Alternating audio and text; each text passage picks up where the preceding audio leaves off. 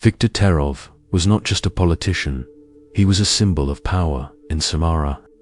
But in January 2025, he and his wife Natalia vanished without a trace.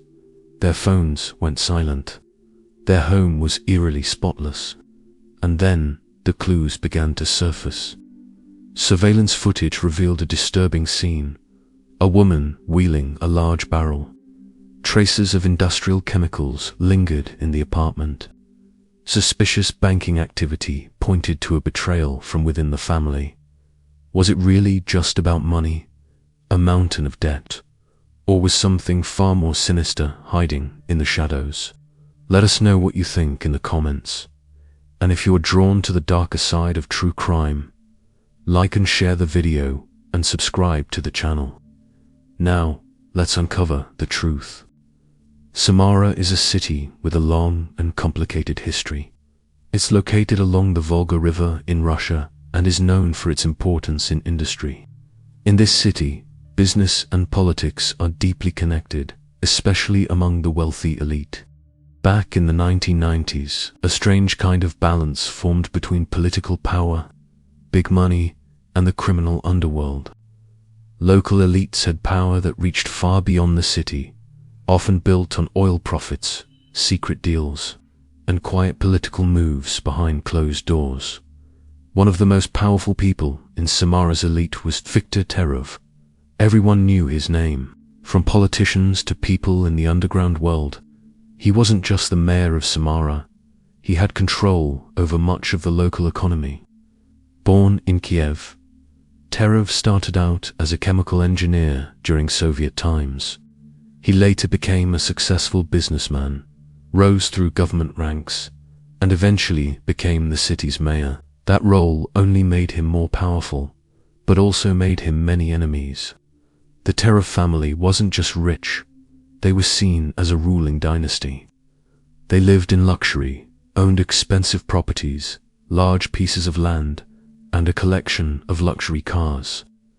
They were used to power, wealth, and everything that came with it. But behind all the riches were serious problems. Ekaterina Tarova, Victor's granddaughter, was born in 1995 in Samara. She grew up in a world where having wealth and power was completely normal. Her mother, Lyudmila Tarova, was raised to inherit the family's influence. Her father, Sergei Loganov, was known in certain circles by the nickname Lord. From a young age, Lyudmila was attracted to dangerous and shady environments. Even though she had access to the best schools and endless opportunities thanks to her father, she chose to live a carefree and wild life. By the 1990s, Lyudmila was fully involved in the criminal world. She was always surrounded by figures from organized crime and felt totally comfortable in their company. Her first husband, Konstantin Sherbakov, was connected to a well-known criminal gang in Samara. He was killed in 2001.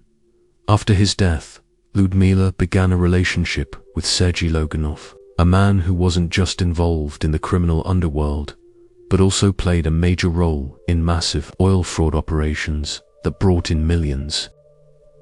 In 2010, he was arrested for allegedly planning an attack on a federal officer and was sent to prison.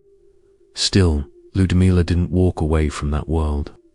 She formed strong ties with organized crime groups, took part in fraud schemes, and eventually ended up facing criminal charges herself. By the summer of 2021, Lyudmila Tarova was at the center of a highly publicized court case. She had tried to blackmail Alexander M., a deputy in the regional parliament, by threatening to reveal damaging personal information unless he paid her a large sum of money. However, her plan quickly fell apart. Malayev immediately went to the police, and in December 2022, Tarova was arrested. Not long after, the court found her guilty, and she was sentenced to 7 years in a general regime correctional facility. Meanwhile, Ekaterina Tarova spent her teenage years with complete freedom and almost no supervision. As the granddaughter of a powerful politician, she never had to worry about money and didn't understand its true value. Unlike most of her peers, she was never told to limit her spending, pushed to do well in school, or expected to follow strict rules. This lack of discipline made her feel entitled, and that attitude only grew stronger over time. From a young age, Ekaterina loved living in luxury. She was obsessed with designer fashion, exclusive parties, and staying connected to high-profile people. During that time, Samara's nightlife was booming, and Ekaterina quickly became part of the city's elite youth. Sons and daughters of wealthy families who treated expensive partying as a normal lifestyle. In this environment, drinking and drug use were common. Ekaterina didn't think much about her future. Her grandfather gave her everything she needed, and her mother, too busy with her own illegal activities, barely paid attention to her. The real trouble started when Ekaterina became addicted to drugs. Over time, her addiction got worse, and she struggled to function without using regularly. Her group of friends also changed.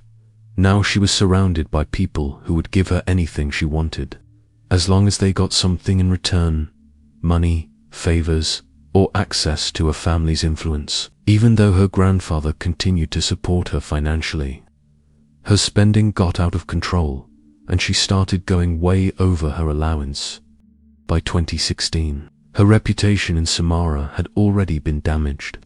That same year, she met a man from Israel while visiting Cyprus.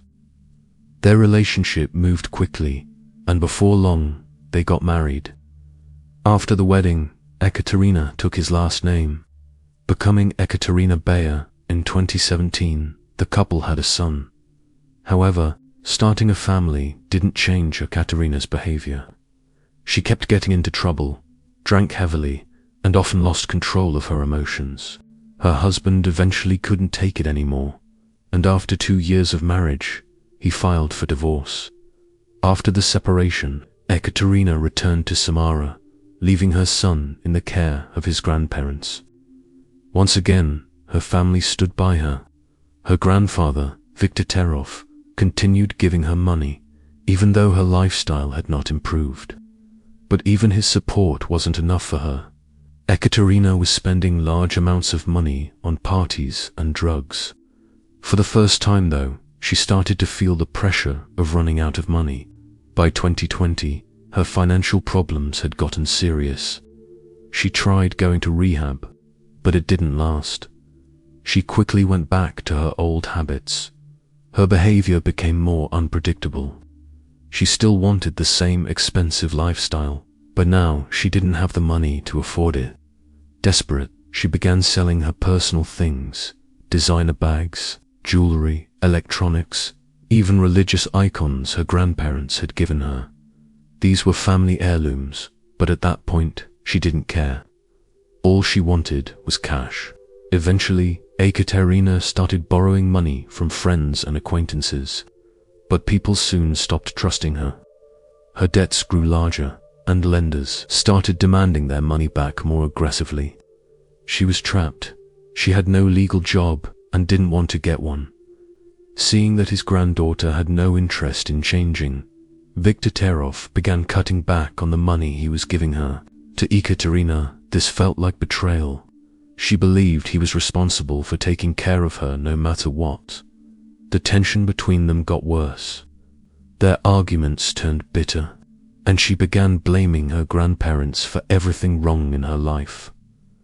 Over time, her resentment turned into anger, and that anger kept growing. At some point, she came to a chilling conclusion. The only way out of her financial mess was to get rid of the people standing between her and the family inheritance. By 2023, her situation had hit rock bottom. Her debts were out of control. She had borrowed from friends, shady loan companies, and dangerous individuals who didn't tolerate missed payments. She kept making empty promises that she would repay them soon, but she had no way to actually do it. The pressure kept rising. She was being bombarded with threatening calls and messages from angry creditors. At that point, Ekaterina became desperate enough to start trying to sell her family's possessions. She looked for buyers, for valuable items that belonged to her grandparents' old religious icons, jewelry, and even her grandmother's car. According to investigators, she managed to sell some of them. But the money wasn't enough. That's when Ekaterina started thinking about selling properties that were legally owned by Victor Tarov. But her grandfather, being a smart and careful man, kept a tight grip on all his property and finances. He never let Ekaterina handle anything important without his direct permission. That's when she realized, as long as he was alive, she'd never have full access to his money or assets. Then, in early January 2025, something strange happened.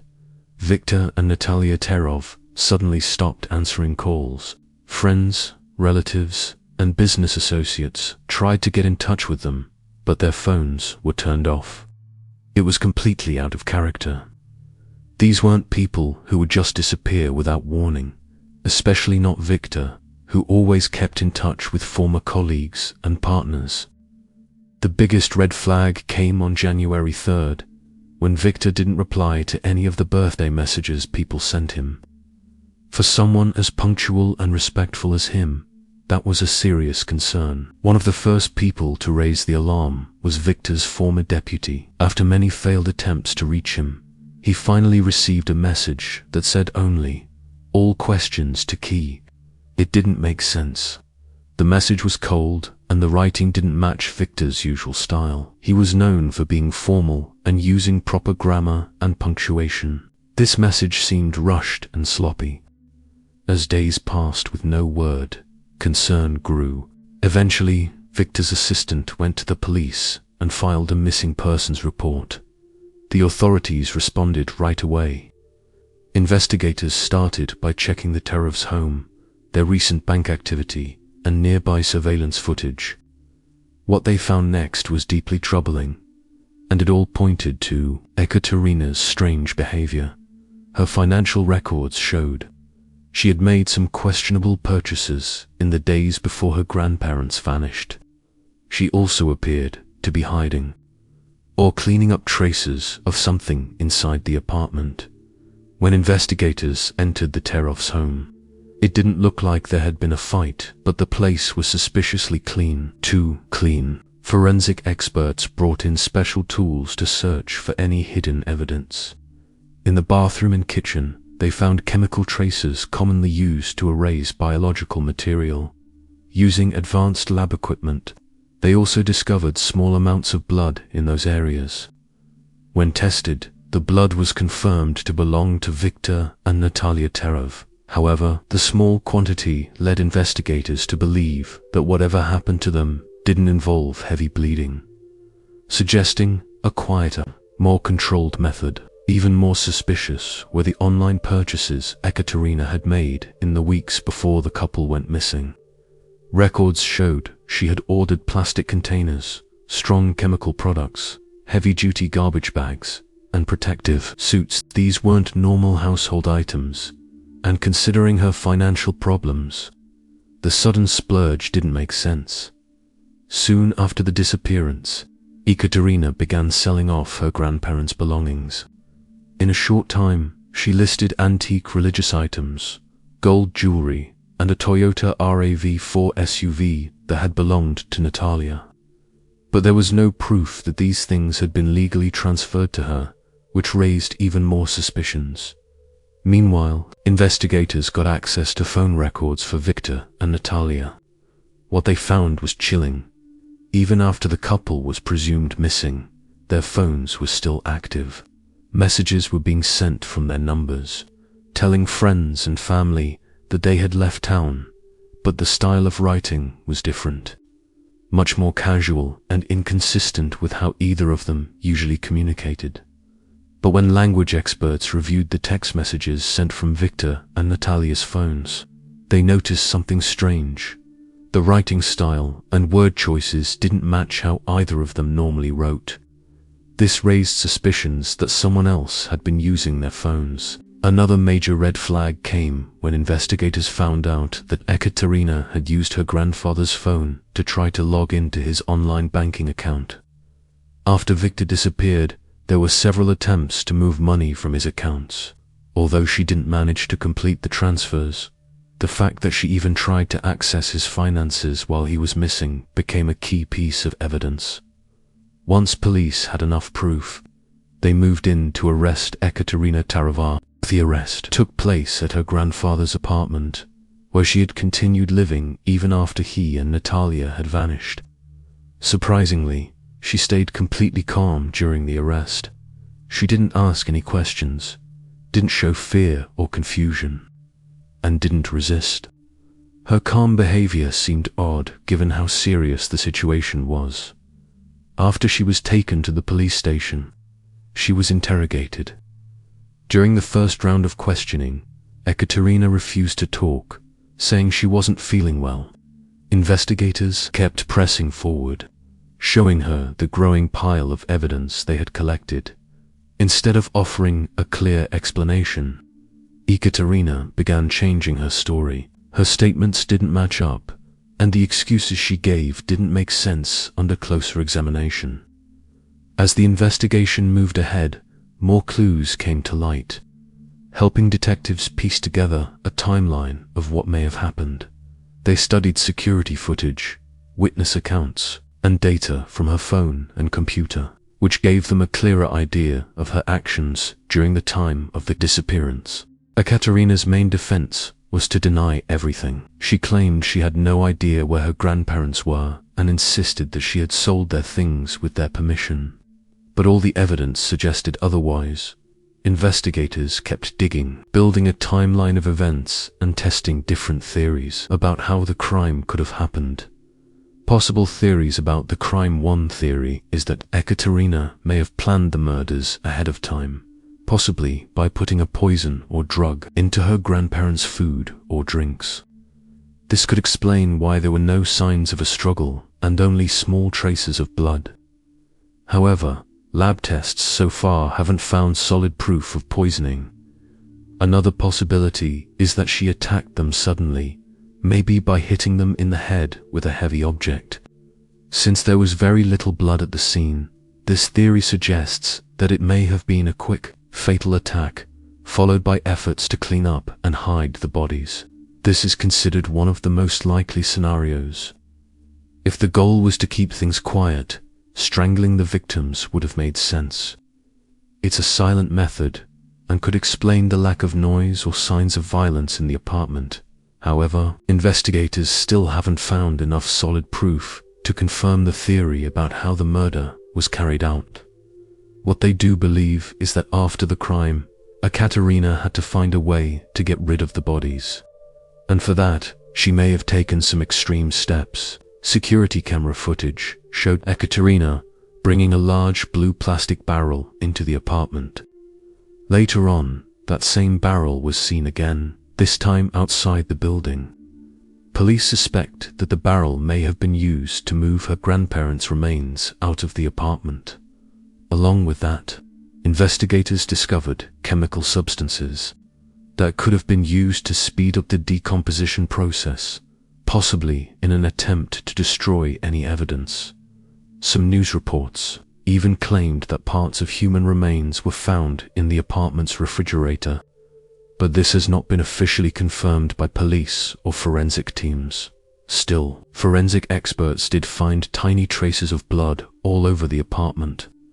Even though someone had clearly tried very hard to clean the space thoroughly. As more evidence was collected, it became harder to deny that Ekaterina Tarova played a major role in the disappearance, and most likely, the deaths of her grandparents. One strange and suspicious detail also came to light. Shortly before her grandparents vanished, Ekaterina claimed she had broken her leg and was walking with crutches. Investigators now wonder whether that injury was real, or just a way to avoid suspicion and make herself seem harmless while planning something much darker. However, on the day Ekaterina was seen carrying the bags and the blue barrel, something didn't add up. Her crutches had mysteriously disappeared, and she was walking without any sign of an injury. This raised serious questions about whether the leg injury was real or just part of a plan to avoid suspicion. Neighbors also reported seeing a man near her during that time. Someone unknown who may have helped her move the heavy container. His identity remains a mystery, and investigators are still trying to figure out whether he played a role in the crime. Police believe Ekaterina got rid of her grandparents' remains by cutting them up and throwing the parts into dumpsters across different areas of Samara. Those dumpsters were later emptied at the Priobrotsenka landfill. Law enforcement launched a search of the landfill, hoping to recover evidence, but too much time had passed, and the enormous volume of garbage, measured in dozens of tons, made it almost impossible to find anything useful. Another theory suggests she may have destroyed parts of the bodies using chemicals or other methods, but so far, no concrete proof has been found to support that idea. Once investigators had gathered enough evidence, prosecutors officially charged Ekaterina Tarova. She was accused of murdering both her grandparents in order to gain control of their wealth, and also of abusing and disposing of their remains in a disturbing way. The trial gained major public attention, not only because the suspect was the granddaughter of a former mayor, but also because of how cold and calculated the crime appeared to be. After Ekaterina's arrest, investigators also began to ask, was her mother, Ludmila, involved too? Even though she was already in prison, could she have influenced her daughter or had her own reasons for wanting Victor and Natalia dead? However, no direct evidence was found linking Ludmila to the crime. At the time of the murders, she had already been in prison for several years and had no way to physically plan or carry out the act. Still, her influence on Ekaterina's mindset was undeniable from a young age. Ludmila showed her daughter that power and wealth could be gained through lies, manipulation, and crime. Ekaterina grew up with this belief, and it may have ultimately led her to do the unthinkable. Prosecutors demanded a life sentence, saying that Ekaterina had killed her grandparents out of greed and with extreme cruelty. One of the biggest questions during the trial was whether she had help. Investigators suspected that Ekaterina may not have acted alone, as the crime was too detailed and calculated. The main person of interest was a man named Vitaly, an inmate she met while visiting her mother in prison. Phone records showed that Ekaterina had been in close contact with Vitaly before the murders. She called him often and even sent money to his account. Still, no hard evidence tied him directly to the crime. Authorities believed he might have acted as a kind of advisor or planner, but there wasn't enough proof to charge him. When the court reached its decision, Ekaterina Tarova's case became one of the most talked about crimes in recent Russian history. The public was split. Some saw her as a ruthless killer who murdered for money, while others believed she was being used by people more powerful than her. However, almost everyone agreed on one thing: the crime was inhuman and deserved the harshest punishment. The court hearings are still ongoing and are being shown on national television. Journalists continue to uncover new details about Ekaterina's background, including her past drug use, her growing debts, and her troubled life. People across the country were shocked that the granddaughter of such a powerful man could kill her own grandparents for financial gain. More recently, reports revealed that Ekaterina has stopped speaking entirely due to what experts believe is extreme psychological stress. During questioning and in court, she has remained silent and emotionally distant. Some specialists think she may be suffering from mutism, a condition where someone loses the ability to speak due to trauma. Others believe she may be in a stupor-like state, a mental condition where the person is awake but barely responsive, with only basic reflexes working. In the coming days, Ekaterina is scheduled to undergo a full psychiatric evaluation at the Samara Psychiatric Hospital to determine her mental state and rule out whether she might be faking her symptoms. The evaluation is expected to last at least 30 days. Meanwhile, After the deaths of Victor and Natalia Terov, a new legal battle began over the family's wealth. Early estimates suggest that the former mayor's estate was worth around 445 million rubles, including property, vehicles, and investments. However, Ekaterina was legally stripped of any right to inherit her grandparents' wealth. Under Russian law, anyone found guilty of committing a crime against someone they would normally inherit from is automatically disqualified from receiving anything. This left only one possible heir, Ekaterina's young son. After her arrest, he was placed in the care of social services. His father, an Israeli citizen, purportedly found out about the situation through the media, while the court began considering the possibility of giving him custody. Russian authorities were not rushing to make a final decision. Meanwhile, the court ruled that Victor Tarov's estate, estimated to be worth hundreds of millions of rubles, should be passed to the next legal heir. But since Ekaterina was disqualified, the matter of inheritance remained unresolved. As of February 19, 2025, Ekaterina Tarova's trial was still ongoing, and no final verdict had been reached. She remains in custody until at least April 2, 2025. While the investigation continues, authorities are still looking into whether other people were involved in the crime, including Vitaly Lukin, the inmate with whom Ekaterina had regular contact before the murders.